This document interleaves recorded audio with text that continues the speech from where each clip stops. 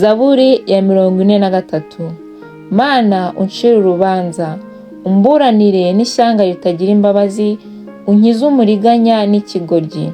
Kuko uri Imana y'igihome kinkingira, ni iki cyatumye untakure?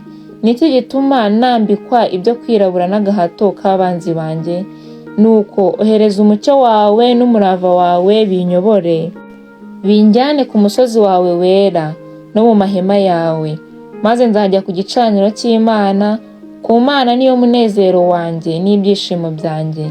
Guhimbarishe inanga Mana, ni wowe Mana yanjye. Mutima wanjye ni iki gitumye wiheba? Ni iki gitumye umpagararamo?